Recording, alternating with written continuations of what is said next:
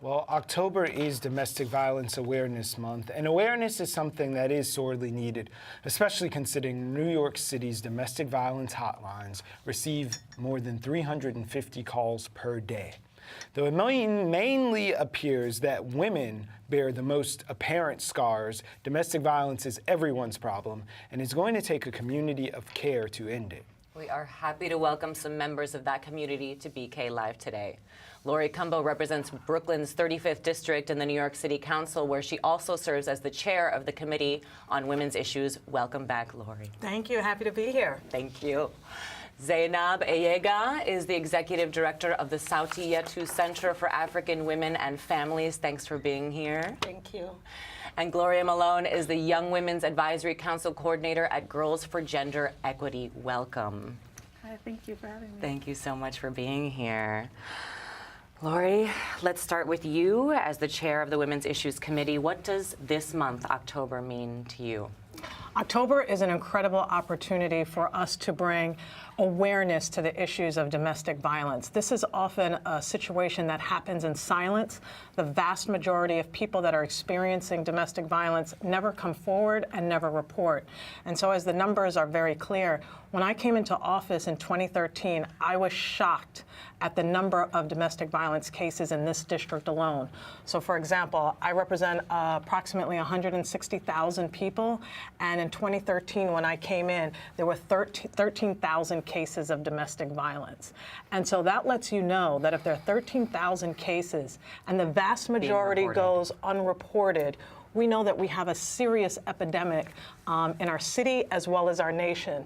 Many people are wearing masks, pretending that everything is okay in their lives, but they're experiencing real trauma. And when we look at the gun violence epidemic throughout our nation, it often has its roots in domestic violence. And this is something that has not been really connected in a way that informs us of why we have to put so much into domestic violence awareness. In the City Council, since I've been in, we have almost tripled the amount of funding that we have put forward into domestic violence prevention programs. And I'm proud that now in the City of New York, we have family justice centers in all 5 boroughs now, including Staten Island. And that's so important because individuals and families need to know where to go to for help, especially in the case where there are children involved. We've seen very recently the situation where a young boy experienced death ultimately. His family had seen the incident happening, participated. The father actually wound up killing the little boy, who's 6 years old, and that was an issue of domestic violence that both the mom as well as the son were experiencing. And we could have done more to save Zamir Perkins if we had intervened much earlier.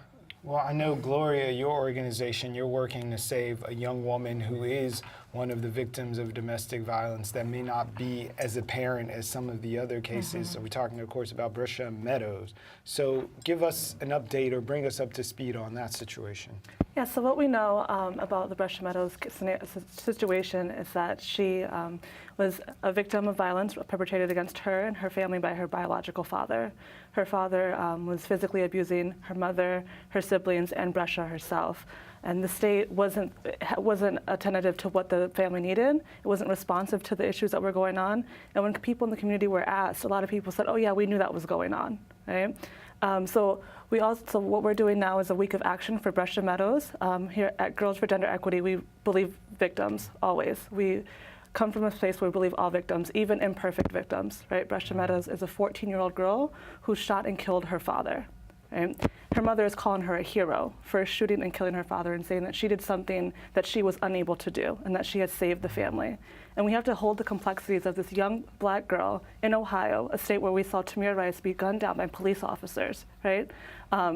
Killing her biological father, knowing feeling that that was the thing that she had to do in that situation, and having her mother and her siblings call her a hero, while the father side of the family is calling her less than a hero and really calling for the charges to be brought against her. Yeah. She has a hearing on the October 5th and October 6th to find out if the charges, if she will be tried as an adult, and ultimately if she will go to prison for saving herself and her family. It's a 14-year-old girl. How does an organization like Sauti Yetu intervene before we get to a situation like this? Yeah, I think because as a community-based organization, October, a domestic violence awareness month for us is every day and every month throughout the year, because we see victims come to us all the time. And we have different programs. We have adult programs. We have programs that focus on children. So we work with the city. When we see child abuse or child neglect in the home, we assess for domestic violence as well, because often child abuse and neglect is a symptom of domestic violence. Often when you assess the adults in the family, there's always forms of abuse one way or another. So we work to support children as well as adults. Sauti Yetu is based in the 4 family justice centers, Brooklyn, Manhattan, Bronx, and Staten Island. And because we work mostly with immigrant women, women of color, we hire staff that is multilingual, because again, for a lot of victims, language barrier is one issue, and lack of knowledge about availability of services is another. So we have a multilingual staff that speaks multiple different languages, including Spanish, Arabic, and French, and other languages. And our statistics of the number of women we serve, although it's 60% immigrant women, but we also serve a lot of women from low-income populations in the Bronx. We serve a lot of Spanish women. We serve a lot of African-American women. Our center caters to a lot of low-income and poor women, because again, most of the services are not available in the boroughs where we are. So domestic violence for us is 360 days a year. Yeah. Lack of resources and access are always an issue, especially when we're dealing with something like this where people fear going to the police, right? Laurie, $6 million was recently allocated to a lot of these different types of organizations. Tell me how that happened and where it's going. I would say that the entire City Council recognizes this is an issue that we need to bring greater awareness to, and not only awareness, but we have to provide the right services. So the entire body of the City Council worked with me in order to increase funding for these really important organizations that have gone overworked and underpaid for so long. And so this was an opportunity to bring forward those resources.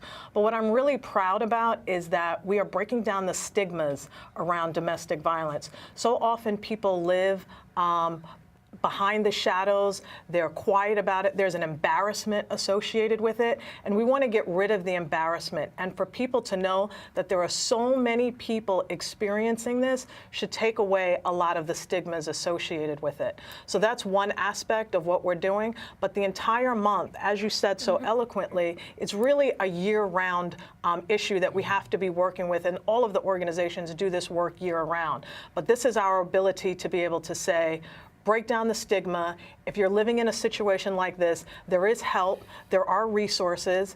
The mayor's office to combat domestic violence has been doing phenomenal work, and you can go to their website, the mayor's office to combat domestic violence, to find out about what are the different events that are going on this particular month. So we encourage people to go out and reach out and have those resources. Well, we know that October 6th is a very important date for both of your organizations. So you want to step in and tell us what you guys are doing before the council member tells us?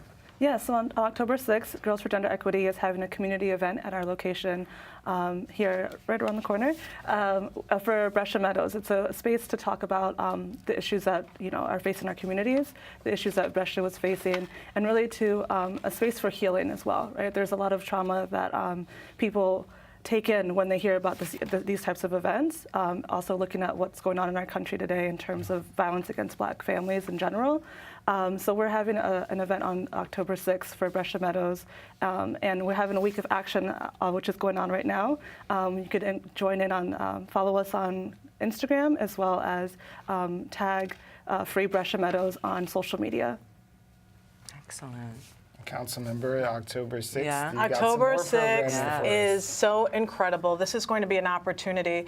Every city council member in the city of New York will be doing a train station or an area of high traffic where people will be coming out and they're going to be distributing information about where you can go to for help or to reach out for services if you are a victim of domestic violence. So I would encourage everybody in the 5 boroughs, reach out to your council member. It will be October 6th to find out what area they are going to be at in order to distribute the information. So stand with your council member, wear purple. We're going to be turning the entire city purple that month. And that's the type of thing that brings out visibility, but it also informs our citizens that we care about this issue, we're talking about this issue, we're not pushing it under the rug, we're bringing it out, and we're encouraging people to come out and ask for help.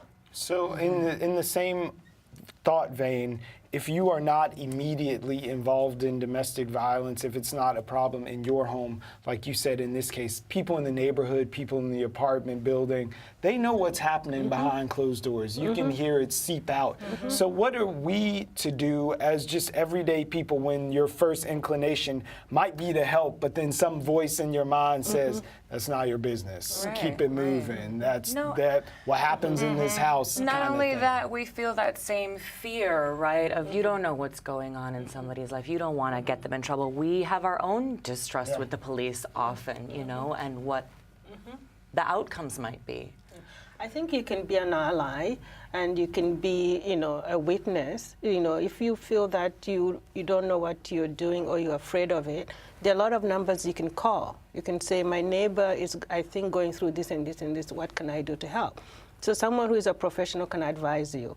And someone who is a professional can say, you know, do you know that person's contact info? You can give it to us. And there are a lot of ways to ask that information discreetly. But I think that being silent or stepping aside and saying it's none of my business is not an option. Because the person who is being abused could be your sister, could be, you know, your mother, could be someone you know tomorrow, and that person, you'd wish that the neighbor of your sister could stand up for your sister. So Zeinab, we know last week we talked about how this issue gets sort of magnified in immigrant communities where there might be a power dynamic at play, where a victim of this violence is told, well, you know what, if you speak up, then I'm going to call these people and you're going to be out of here. And it really shifts the power and leaves someone beholden to an abuser. Yeah, absolutely. I think there is issues around power dynamics. There's issues around threats around immigration and threats about, you know, if you say anything, I'll send you back home. Or, you know, if you air out, you know, dirty laundry publicly, and then you're no longer, for example, an African woman. I don't know what they mean by that. But a lot of our victims actually come and say, you know, if I speak out, my family coerces me to stay. They tell me, you know, that's what marriage is about. That's what relationships are about. You just have to endure. And so what we do is actually kind of help the victims speak out, to say, we believe you. What is happening to you is not cultural. What is happening to you does not make you less of a woman if you speak up. And so challenging some of those gender and cultural nuances and norms that perceive or condone violence against women and children in the home.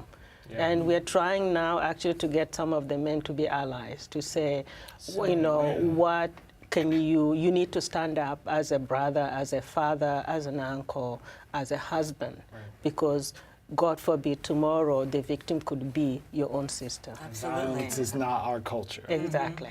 Can I add to that? I think that what you said is so important because part of why I want to continue to do this work and to increase funding is that there has to be more programs for men as well. Because so often when a woman does decide to come forward and she does decide to get that assistance and support, her male counterpart is often not getting the psychological and emotional help and support that he needs in order to become a better person moving forward, either in that relationship or another relationship. And so we have to make sure that's part of the fight fight and the additional work that I want to continue to do, because I grew up, it's so interesting, the cultural aspect. I grew up in that what stays in this house, what goes on in this house stays in this house. And it's considered like the highest form of treason in your own personal space if you come out. And those are some of the dynamics that we have to break down. And I think you said it so eloquently in terms of, you know, that's not a part of a cultural norm. That's not just a part of marriage. That's not just the way it is. And I think what you said is so critical. Absolutely. And going even further, having a 14-year-old woman, young woman, be the person to act out of that fear and sense of saving her family, Right, essentially. Protection. And also, we really need to talk about prevention as well, and the impossible situations that are created by policies, right, and by cultural norms that we have in our country. You know, women are very often not able to leave because of financial reasons, right? Housing, right, getting paid less for equal work. So we really need to not only raise awareness and educate. We, you know, childcare is also another issue. We also have to look at the ways in which there are certain structures in place that make it almost impossible for someone to leave an abusive situation, and really address those things, and also continue having intergenerational conversations, right? We need to have our young people talking with, you know, folks who are older about these issues, and having folks who are older to talk about with our young people about these issues, and that's what October 6th is at Girls for Gender Equity, having intergenerational conversations. Phenomenal. Thank you all for joining us. Again, just scratching the surface, Councilmember Cumbo, Girls for Gender Equity in Sauti Yetu. Definitely, thanks for being here. We really appreciate the work you're doing. Thank you. Thank you for having us.